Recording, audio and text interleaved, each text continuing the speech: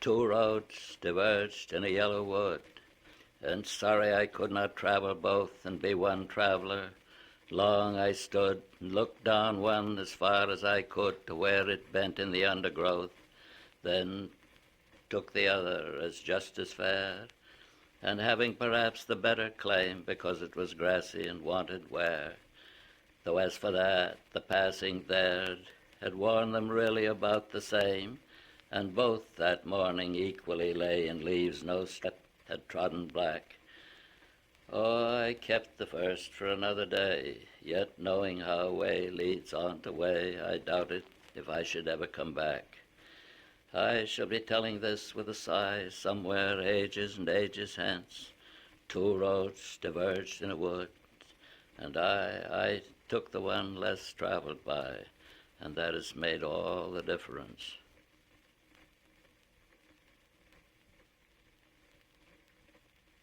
I'm going out to clean the pasture spring. I'll only stop to rake the leaves away and wait to watch the water clear I may. I shan't be gone long. You come too. I'm going out to fetch the little calf that's standing by the mother. It's so young it totters when she licks it with her tongue. I shan't be gone long. You come too.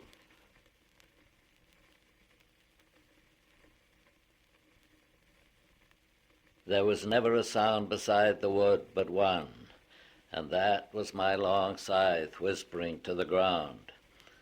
What was it whispered, I knew not well myself. Perhaps it was something about the heat of the sun, something perhaps about the lack of sound, and that was why it whispered and did not speak. It was no dream of the gift of idle hours or easy gold at the hand of fay or elf. Anything more than the truth would have seemed too weak to the earnest love that laid the swale in rows, not without feeble-pointed spikes of flowers, pale orchises, and scared a bright green snake. The fact is the sweetest dream that labor knows. My long scythe whispered and left the hay to make.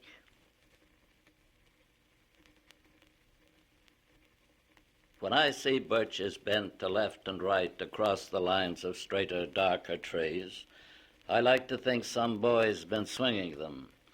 But swinging doesn't bend them down to stay as ice storms do. Often you must have seen them loaded with ice a sunny winter morning after a rain. They click upon themselves as the breeze rises and turn many-colored as the stir cracks and crazes their enamel. Soon the sun's warmth makes them shed crystal shells, shattering and avalanching on the snow crust. Such heaps of broken glass to sweep away, you'd think the inner dome of heaven had fallen. They're dragged to the withered bracken by the load, and they seem not to break. Though once they're bowed so low for long, they never right themselves. You may see their trunks arching in the woods years afterward, trailing their leaves on the ground like girls on hands and knees that throw their hair before them over their heads to dry in the sun. But I was going to say, when truth broke in with all her matter of fact about the ice storm, I should prefer to have had some boy bend them as he went out or in to fetch the cows, some boy too far from town to learn baseball, whose only play was what he found himself, summer or winter, and could play alone. One by one he subdued his father's trees by riding them down over and over again, until he took the stiffness out of them, and not one but hung limp, not one was left for him to conquer. He learned all there was to learn about not launching out too soon and so not carrying the tree away clear to the ground. He always kept his poise to the top branches, climbing carefully with the same pains you used to fill a cup up to the brim and even above the brim. Then he flung outward, feet first with a swish, kicking his way down through the air to the ground. So was I once myself a swinger of birches, and so I dream of going back to be. It's when I'm weary of considerations and life is too much like a pathless wood where your face burns and tickles with the cobwebs broken across it, and one eye is weeping from a twig's having lashed across it open. I'd like to get away from earth a while and then come back to it and begin over. May no fate wilfully misunderstand me, and half grant what I wish, and snatch me away not to return. Earth's the right place for love. I don't know where it's likely to go better. I'd like to go by climbing a birch tree and climb black branches up a snow-white trunk toward heaven till the tree could bear no more, but dipped its top and set me down again. That would be good both going and coming back. One could do worse than be a swinger of birches.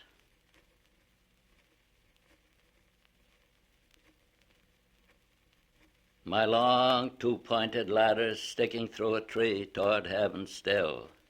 And there's a barrel that I didn't fill beside it, and there may be 2 or 3 apples I didn't pick upon some bough. But I am done with apple picking now. Essence of winter sleep is on the night, the scent of apples. I am drowsing off. I cannot rub the strangeness from my sight I got from looking through a pane of glass I skimmed this morning from the drinking trough and held against the world of hoary grass. It melted, and I let it fall and break, but I was well upon my way to sleep before it fell, and I could tell what form my dreaming was about to take. Magnified apples appear and disappear, stem end and blossom end, and every fleck of russet showing clear. My instep arch not only keeps the ache, it keeps the pressure of a ladder round. I feel the ladder sway as the boughs bend, and I keep hearing from the cellar bin the rumbling sound of load on load of apples coming in, for I have had too much of apple picking. I am overtired of the great harvest I myself desired. There were 10,000 fruit to touch, cherish in hand, let down and not let fall. For all that struck the earth, no matter if not bruised or spiked with stubble, went surely to the cider apple heap, as of no worth. One can see what will trouble this sleep of mine, whatever sleep it is. Were he not gone, the woodchuck could say whether it's like his long sleep as I describe its coming on, or just some human sleep.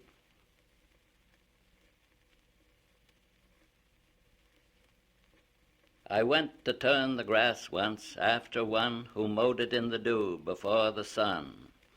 The dew was gone that made his blade so keen before I came to view the leveled scene. I looked for him behind an aisle of trees. I listened for his whetstone on the breeze, but he had gone his way, the grass all mown, and I must be as he had been, alone. As all must be, I said within my heart, whether they worked together or apart. But as I said it, swift they passed me by, on noiseless wing, a bewildered butterfly, seeking with memories grown dim o'ernight, some resting flower of yesterday's delight. And once I marked his flight go round and round, as where some flower lay withering on the ground. And then he flew as far as I could see, and then on tremulous wing came back to me. I thought of questions that have no reply, and would have turned to toss the grass to dry. But he turned first, and led my eye to look at a tall tuft of flowers beside a brook, a leaping tongue of bloom the scythe had spared, beside a reedy brook the scythe had bared. The mower in the dew had loved them thus, by leaving them to flourish, not for us, nor yet to draw one thought of ours to him, but from sheer morning gladness at the brim. The butterfly and I had lit upon, nevertheless, a message from the dawn that made me hear the wakening birds around, and hear his long scythe whispering to the ground, and feel a spirit kindred to my own, so that henceforth I work no more alone. But glad with him, I worked as with his aid, and weary sought at noon with him the shade, and dreaming as it were held brotherly speech with one whose thought I had not hoped to reach. Men work together, I told him from the heart, whether they work together or apart. My sorrow, when she's here with me, thinks these dark days of autumn rain are beautiful as days can be. She loves the bare, the withered tree, she walks the sodden pasture lane. Her pleasure will not let me stay. She talks, and I am fain to list. She's glad the birds are gone away. She's glad her simple worsted gray is silver now with clinging mist. The desolate, deserted trees, the faded earth, the heavy sky, the beauties she so truly sees. She thinks I have no eye for these, and vexes me for reason why.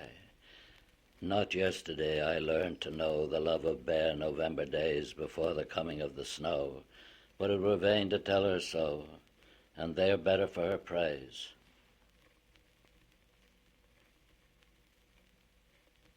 I have been one acquainted with the night. I have walked out in rain and back in rain. I have outwalked the furthest city light. I have looked down the saddest city lane. I have passed by the watchman on his beat and dropped my eyes, unwilling to explain. I have stood still and stopped the sound of feet, when far away an interrupted cry came over houses from another street, but not to call me back or say goodbye. And further still, at an unearthly height, one luminary clock against the sky proclaimed the time was neither wrong nor right.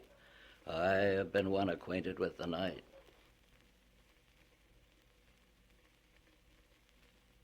Tree at my window, window tree, my sash is lowered when night comes on, but let there never be curtain drawn between you and me. Vague dream head lifted out of the ground, and thing next most diffuse to cloud. Not all your light tongues talking aloud could be profound. But tree, I have seen you taken and tossed, and if you have seen me when I have slept, you have seen me when I was taken and swept and all but lost. That day she put our heads together. Fate had her imagination about her. Your head so much concerned without her, mine with inner weather.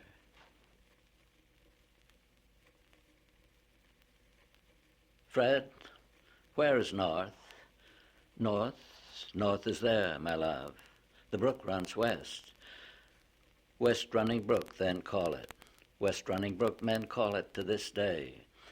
What does it think it's doing running west when all the other country brooks flow east to reach the ocean? It must be the brook can trust itself to go by contraries the way I can with you and you with me, because we're, I don't know what we are. What are we? Young or new? There must be something. We've said we two. Let's change that to we three. As you and I are married to each other, we'll both be married to the brook. We'll build our bridge across it, and the bridge shall be our arm thrown over it, asleep beside it. Look, it's waving to us with a wave, to let us know it hears me. Why, my dear, that wave's been standing off this jut of shore. The black stream, catching on a sunken rock, flung backward on itself in one white wave, and the white water rode the black forever, not gaining, but not losing, like a bird, white feathers from the struggle of whose breast flecked the dark stream and flecked the darker pool below the point, and were at last driven wrinkled in a white scarf against the far shore alders. That wave's been standing off this jut of shore ever since rivers, I was going to say, were made in heaven. 'Twasn't wave to us. 'Twasn't, yet it was. If not to you, it was to me in an annunciation. Oh, if you take it off to Ladyland, as 'twere the country of the Amazons, we men must see you to the confines of and leave you there, ourselves forbid to enter. It is your brook. I have no more to say. Yes, you have too. Go on. You thought of something. Speaking of contraries, see how the brook in that white wave runs counter to itself. It is from that in water we were from, long, long before we were from any creature. Here we, in our impatience of the steps, get back to the beginning of beginnings, the stream of everything that runs away. Some say existence, like a Pierrot and Pierrette, forever in one place, stands still and dances, but it runs away. It seriously, sadly runs away, to fill the abyss as void with emptiness. It flows beside us in this water brook, but it flows over us. It flows between us to separate us for a panic moment. It flows between us, over us, and with us. And it is time, strength, tone, light, life, and love, and even substance lapsing unsubstantial, the universal cataract of death that spends to nothingness. And unresisted, save by some strange resistance in itself, not just a swerving, but a throwing back, as if regret were in it and were sacred. It has this throwing backward on itself, so that the fall of most of it is always raising a little, sending up a little. Our life runs down in sending up the clock. The brook runs down in sending up our life. The sun runs down in sending up the brook. And there is something sending up the sun. It is this backward motion toward the source, against the stream, that most we see ourselves in, the tribute of the current to the source. It is from this in nature we are from. It is most us. Today will be the day you said so. No, today will be the day you said the brook was called West Running Brook. Today will be the day of what we both said. Mary sat musing on the lamp flame at the table, waiting for Warren. When she heard his step, she ran on tiptoe down the darkened passage to meet him in the doorway with the news and put him on his guard. Silas is back. She pushed Warren outward with her through the door and shut it after her. Be kind, she said. She took the market things from Warren's arms and set them on the porch, then drew him down to sit beside her on the wooden steps. When was I ever anything but kind to him? But I'll not have the fellow back, he said. I told him so last haying, didn't I? If he left then, I said that ended it. What good is he? Who else will harbor him at his age for the little he can do? What help he is, there's no depending on. Off he goes always when I need him most. He thinks he ought to earn a little pay, enough at least to buy tobacco with, so he won't have to beg or be beholden. All right, I say, I can't afford to pay any fixed wages, though I wish I could. Someone else can, then someone else will have to. I shouldn't mind his bettering himself if that were what it was. You can be certain when he begins like that, there's someone at him trying to coax him off with pocket money in haying time when any help is scarce. In winter he comes back to us. I'm done. Shh, not so loud. He'll hear you, Mary said. I want him to. He'll have to sooner or later. He's worn out. He's asleep beside the stove. When I came up from Rose, I found him here, huddled against the barn door, fast asleep. Miserable sight, and frightening, too. You needn't smile. I didn't recognize him. I wasn't looking for him. And he's changed. Wait till you see. Where did you say he'd been? He didn't say. I dragged him to the house and gave him tea and tried to make him smoke. I tried to make him talk about his travels. Nothing but do. He just kept nodding off. What did he say? Did he say anything? But little. Anything. Mary confessed he said he'd come to ditch the meadow for me. Warren. But did he? I just want to know. Of course he did. What would you have him say? Surely you wouldn't grudge the poor old man some humble way to save his self-respect. He added, if you really care to know, he meant to clear the upper pasture, too. That sounds like something you've heard before. Warren, I wish you could have heard the way he jumbled everything. I stopped to look 2 or 3 times. He made me feel so queer to see if he was talking in his sleep. He ran on Harold Wilson. You remember, the boy you had in haying 4 years since? He's finished school and teaching in his college. Silas declares you'll have to get him back. He says they two will make a team for work. Between them they will lay this farm as smooth. The way he mixed that in with other things. He thinks young Wilson, a likely lad, though daft on education. You know how they fought all through July under the blazing sun. Silas up on the cart to build the load. Harold along beside to pitch it on. Yes, I took care to keep well out of earshot. Well, those days troubled Silas like a dream. You wouldn't think they would, how some things linger. Harold's young college boy's assurance piqued him. After so many years, he still keeps finding good arguments he sees he might have used. I sympathize. I know just how it feels to think of the right thing to say too late. Harold's associated in his mind with Latin. He asked me what I thought of Harold saying he studied Latin like the violin because he liked it. That an argument. He said he couldn't make the boy believe he could find water with a hazel prong, which showed how much good school had ever done him. He wanted to go over that, but most of all, he thinks if he could have another chance to teach him how to build a load of hay. I know that's Silas' one accomplishment. He bundles every forkful in its place and tags and numbers it for future reference so he can find and easily dislodge it in the unloading. Silas does that well. He takes it out in bunches like big birds' nests. You never see him standing on the hay he's trying to lift, straining to lift himself. He thinks if he could teach him that, he'd be some good perhaps to someone in the world. He hates to see a boy the fool of books. Poor Silas, so concerned for other folk, and nothing to look backward to with pride, nothing to look forward to with hope. So now and never any different. Part of a moon was falling down the west, dragging the whole sky with it to the hills. Its light poured softly in her lap. She saw it and spread her apron to it. She put out her hand among the harp-like morning glory strings, taut with the dew from garden bed to eaves, as if she played unheard some tenderness that wrought on him beside her in the night. Warren, she said, he has come home to die. You needn't be afraid he'll leave you this time. Home, he mocked gently. Yes, what else but home? It all depends on what you mean by home. Of course, he's nothing to us, any more than was the hound that came a stranger to us out of the woods, worn out upon the trail. Home is the place where when you have to go there, they have to take you in.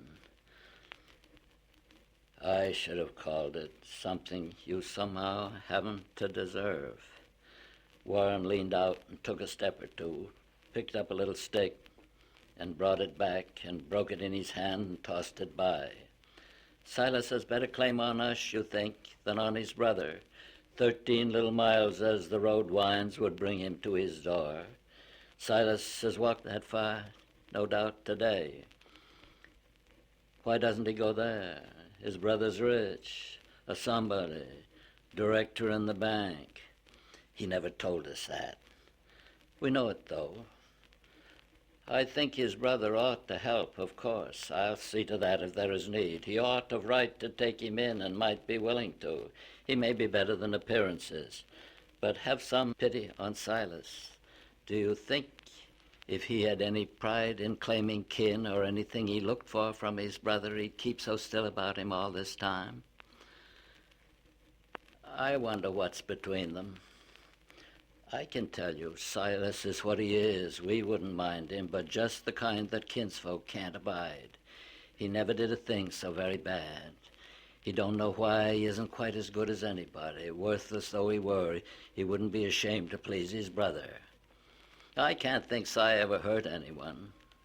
No, but he hurt my heart, the way he lay and rolled his old head on that sharp-edged chair back. He wouldn't let me put him on the lounge. You must go in and see what you can do. I made the bed up for him there tonight.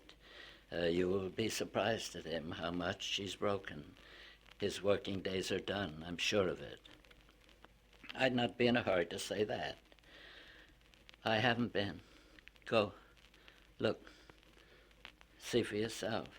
But, Warren, please remember how it is. He's come to help you ditch the meadow. He has a plan. You mustn't laugh at him. He may not speak of it, then he may. I'll sit and see if that small sailing cloud will hit or miss the moon. It hit the moon, then there were 3 there making a dim row, the moon, the little silver cloud, and she. Warren returned, too soon, it seemed to her, slipped to her side, caught up her hand, and waited. Warren, she questioned. Dead, was all he answered.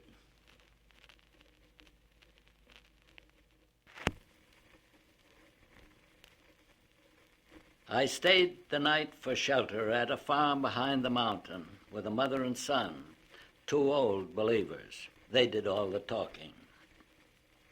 The mother says, folks think a witch who has familiar spirits she could call up to pass a winter evening, but won't. Should be burned at the stake or something. Summoning spirits isn't button who's got the button, I would have them know. The son, he's about 40 years old. Mother can make a common table, rear and kick with 2 legs like an army mule. And she says, and when I've done it, what good have I done? Rather than tip a table for you, let me tell you what Rawl, the Sioux control, once told me. He said the dead had souls. But when I asked him how that could be, I thought the dead were souls. He broke my trance. Don't that make you suspicious that there's something the dead are keeping back? Yes, there's something the dead are keeping back. Son says, you wouldn't want to tell him what we have up attic, Mother. Bones. A skeleton. But the headboard of Mother's bed is pushed against the attic door. The door is nailed. It's harmless. Mother hears it in the night, halting perplexed behind the barrier of door and headboard. Where it wants to get is back into the cellar where it came from. We'll never let them, will we, son? We'll never. It left the cellar 40 years ago, he says, and carried itself like a pile of dishes up one flight from the cellar to the kitchen, another from the kitchen to the bedroom, another from the bedroom to the attic, right past both Father and Mother, and neither stopped it. Father had gone upstairs. Mother was downstairs. I was a baby. I don't know where I was. And she says, the only fault my husband found with me, I went to sleep before I went to bed, especially in winter when the bed might just as well be ice and the clothes snow. The night the Bones came up the cellar stairs, Toffel had gone to bed alone and left me, but left an open door to cool the room off so as to sort of turn me out of it. I was just coming to myself enough to wonder where the cold was coming from when I heard Toffel upstairs in the bedroom and thought I heard him downstairs in the cellar. The board we had laid down to walk dry shod on when there was water in the cellar in spring struck the hard cellar bottom. And then someone began the stairs, 2 footsteps for each step, the way a man with 1 leg and a crutch or little child comes up. It wasn't Toffel. It wasn't anyone who could be there. The bulkhead double doors were double locked and swollen tight and buried under snow. The cellar windows were banked up with sawdust and swollen tight and buried under snow. It was the Bones. I know them, and good reason.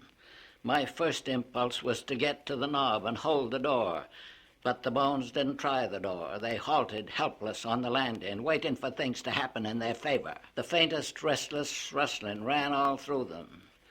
I never could have done the thing I did if the wish hadn't been too strong in me to see how they were mounted for this walk. I had a vision of them put together, not like a man, but like a chandelier. So suddenly I flung the door wide on him.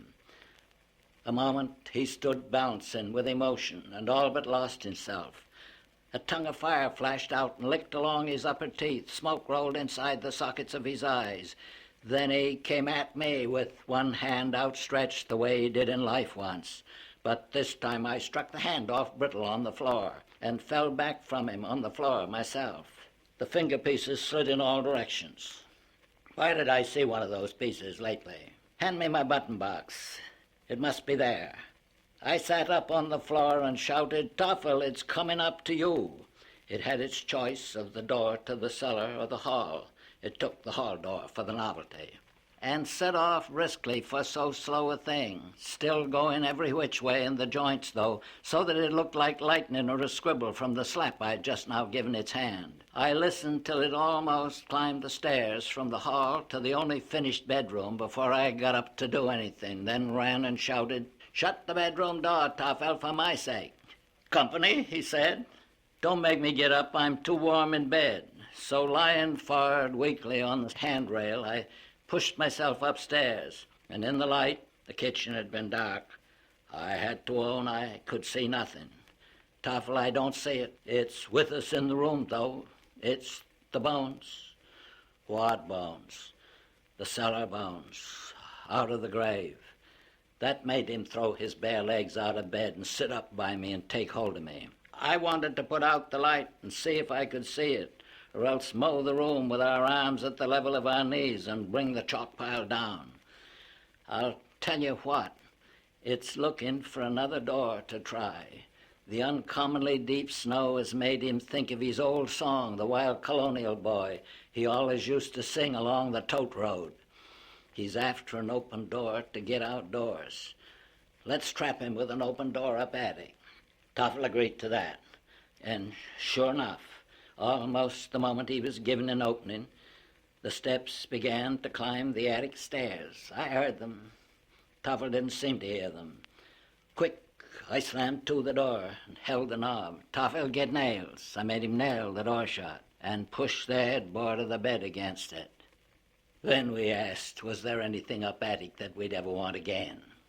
The attic was less to us than the cellar. If the bones liked the attic, let them have it. Let them stay in the attic.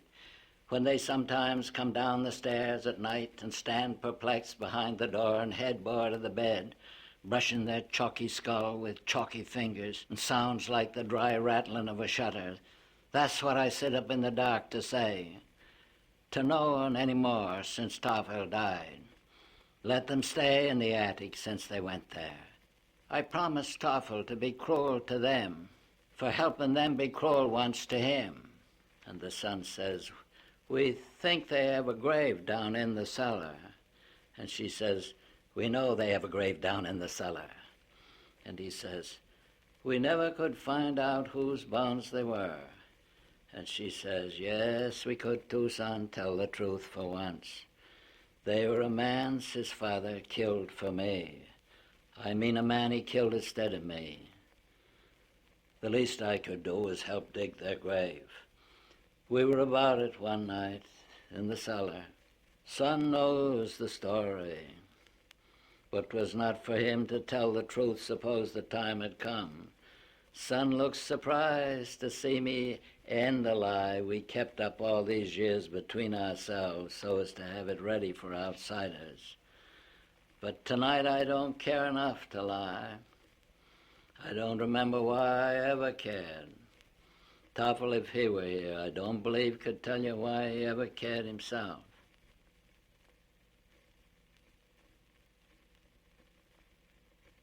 Something there is that doesn't love a wall, that sends the frozen groundswell under it and spills the upper boulders in the sun and makes gaps even two can pass abreast. The work of hunters is another thing. I have come after them and made repair where they have left not one stone on a stone, but they would have the rabbit out of hiding to please the yelping dogs. The gaps I mean, no one has seen them made or heard them made, but at spring mending time we find them there. I let my neighbor know beyond the hill, and on a day we meet to walk the line and set the wall between us once again. We keep the wall between us as we go. To each the boulders that have fallen to each, and some are lows and some so nearly balls we have to use a spell to make them balance. Stay where you are until our backs are turned. We wear our fingers rough with handling them.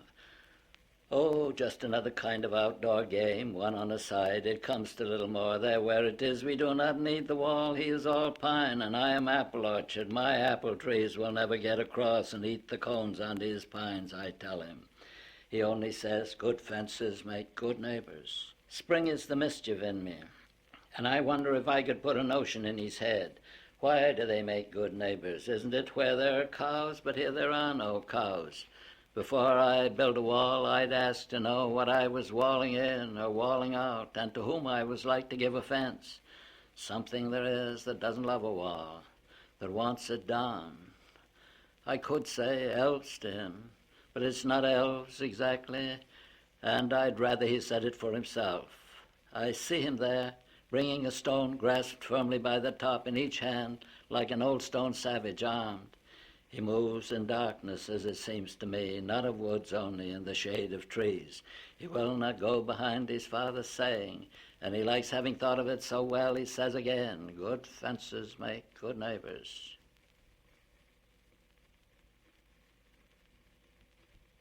I opened the door so my last look should be taken outside a house and book. Before I gave up seeing and slept, I said I would see how Sirius kept his watchdog eye on what remained to be gone into if not explained. But scarcely was my door ajar when past the leg I thrust for bar slipped in to be my problem guest, not a heavenly dog made manifest, but an earthly dog of the carriage breed, who, having failed of the modern speed, now asked asylum, and I was stirred to be the one so dog preferred. He dumped himself like a bag of bones. He sighed himself a couple of groans, and head to tail then firmly curled like swearing off on the traffic world. I set him water, I set him food. He rolled an eye with gratitude, or merely manners it may have been, but never so much as lifted chin.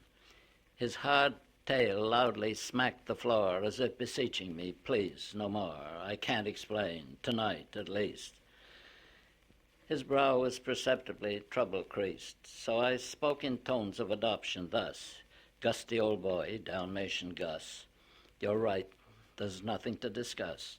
Don't try to tell me what's on your mind, the sorrow of having been left behind, or the sorrow of having run away. All that can wait for the light of day.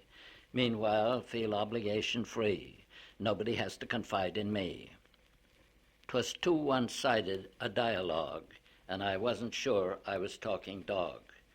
I broke off, baffled, but all the same, in fancy I ratified his name, Gusty, Dalmatian Gus, that is, and started shaping my life to his, finding him his right supplies and sharing his miles of exercise. Next morning, the minute I was about, he was at the door to be let out, as much as to say, I have paid my call. You mustn't feel hurt if now I'm all for getting back somewhere or further on. I opened the door and he was gone. I was to taste in little the grief that comes of dogs' lives being so brief, only a fraction of ours at most.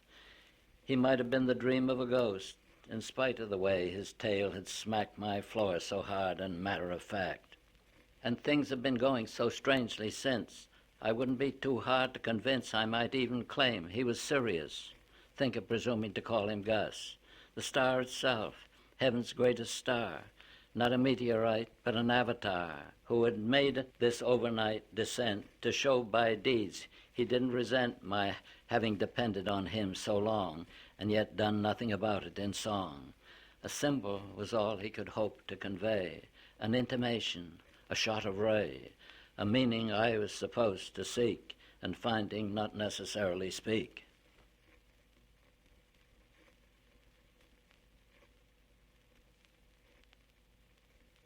An ant on the tablecloth ran into a dormant moth of many times his size. He showed not the least surprise. His business wasn't with such. He gave it scarcely a touch and was off on his duty run.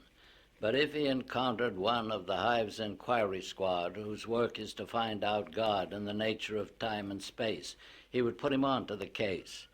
Ants are a curious race, one crossing with hurried tread the body of one of their dead, isn't given a moment's rest, seems not even impressed.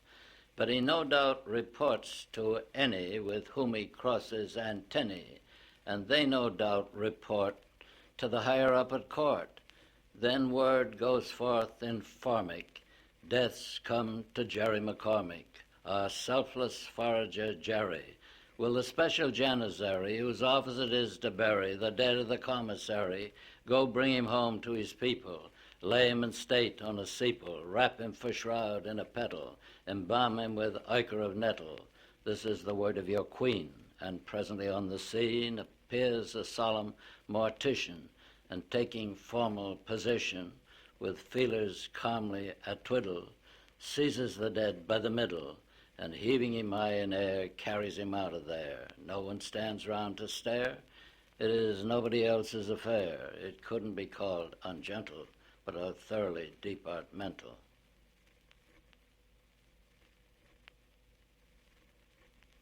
A speck that would have been beneath my sight on any but a paper sheet so white set off across what I had written there, and I had idly poised my pen in air to stop it with a period of ink, when something strange about it made me think.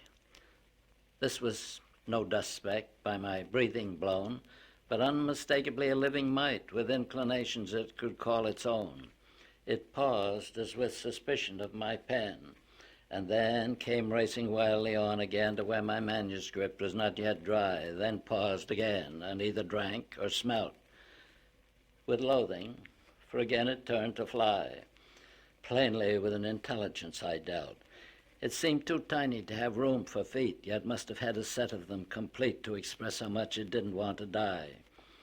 It ran with terror and with cunning crept. It faltered. I could see it hesitate.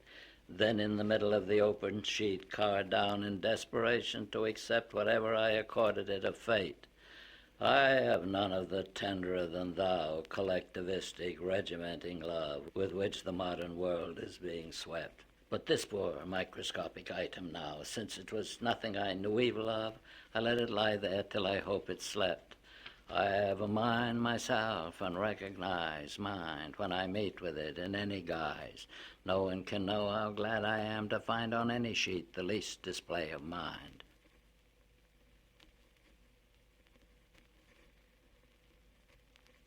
Sarcastic science, she would like to know in her complacent ministry of fear how we propose to get away from here when she has made things so we have to go or be wiped out. Will she be asked to show us how by rocket we may hope to steer to some star off there, say a half light year through temperature of absolute zero?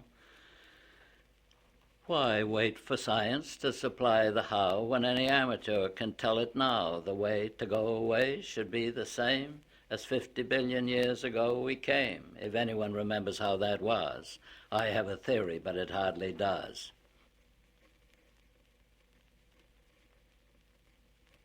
A theory, if you hold it hard enough and long enough, gets rated as a creed, such as that flesh is something we can slough, so that the mind can be entirely freed.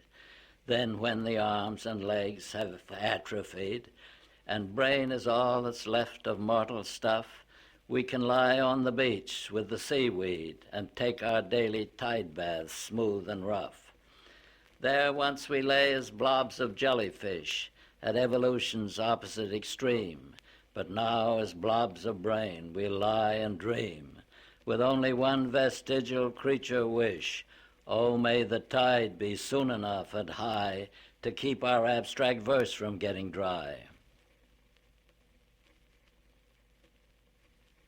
The witch that came, the withered hag, to wash the steps with pail and rag, was once the beauty Abishag, the picture pride of Hollywood. Too many fall from great and good for you to doubt the likelihood. Die early and avoid the fate, or if predestined to die late, make up your mind to die in state. Make the whole stock exchange your own. If need be, occupy a throne where nobody can call you crone.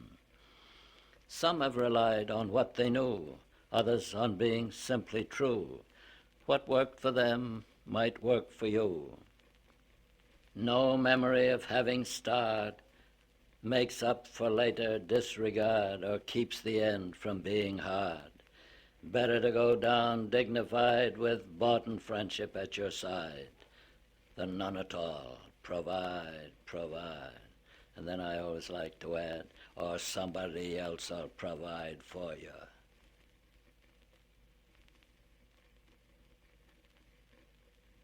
Not only sands and gravels were once more on their travels, but gulping muddy gallons, great boulders off their balance, bumped heads together dully and started down the gully. Whole capes caked off in slices. I felt my standpoint shaken in the universal crisis, but with one step backward taken, I saved myself from going. A world torn loose went by me, then the rain stopped, and the blowing, and the sun came out to dry me.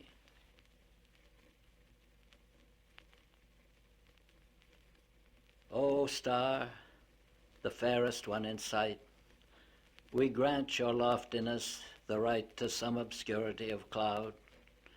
It will not do to say of night, since dark is what brings out your light.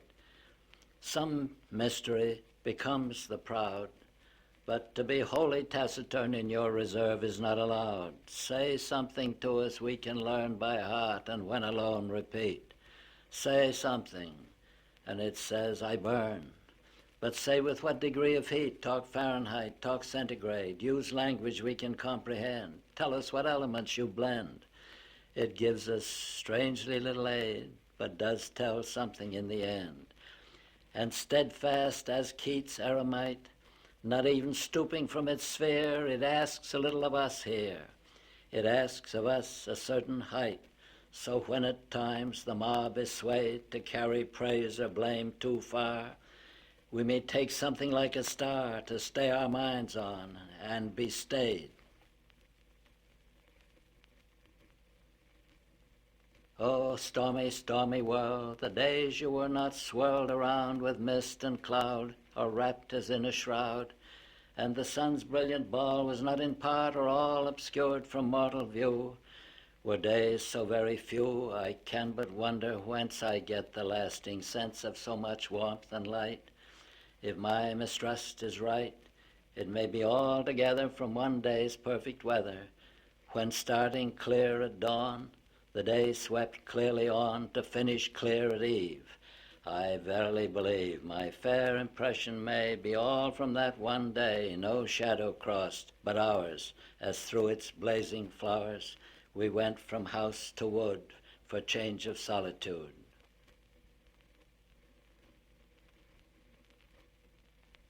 Out through the fields and the woods and over the walls I have wended. I have climbed the hills of view and looked at the world and descended. I have come by the highway home, and lo, it is ended.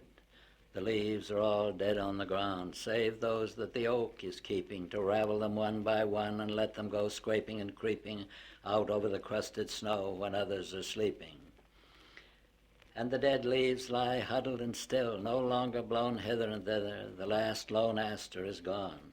The flowers of the witch hazel wither. The heart is still aching to seek, but the feet question whither. Ah, when to the heart of man was it ever less than a treason to go with the drift of things, to yield with a grace to reason, and bow and accept the end of a love or a season?